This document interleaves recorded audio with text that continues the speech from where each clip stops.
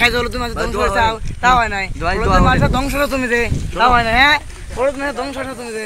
ভাই দোয়া তোরে আর ইন্টারভিউ হবে সত্যি করে কথা কব সল কয়টায় গেছিল খতম পড়তি এখন বলি হ্যাঁ প্রথমে আমরা গেছিলাম সকাল 7টার সময় এই হাসবি না চুপ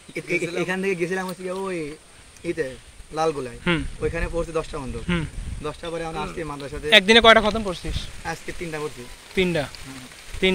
আচ্ছা প্রথম জায়গা কি দেখাইছিস কি দেখাইছিস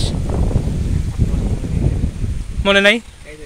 আচ্ছা তুই এক জায়গা কবি তুই এক জায়গা ওই এক জায়গা তুই প্রথম জায়গা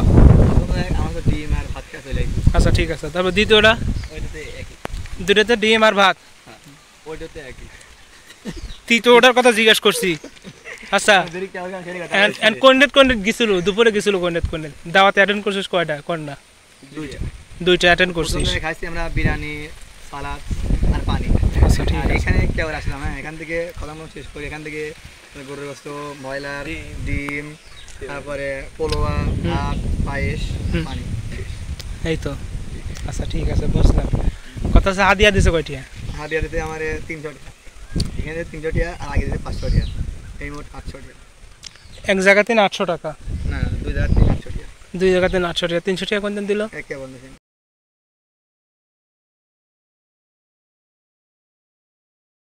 গালিনি লাগে না মানে মানসিক যে এত টিহার খাবারটা খাওয়াইলো মানে লাখ লাখ মানে কয় লাখ ধরে 10-15 হাজার টাকা নিচে তো হয় নাই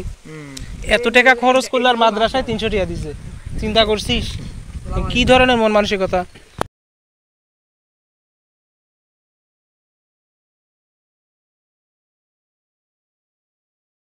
প্রথমে 1000 টাকা প্রথমে দিছে 1000 প্রথম জায়গায় 3 পরে 500 পরে 300 না মানুষের জ্ঞানও বলার মতো না আগের মতোই আছে যাবি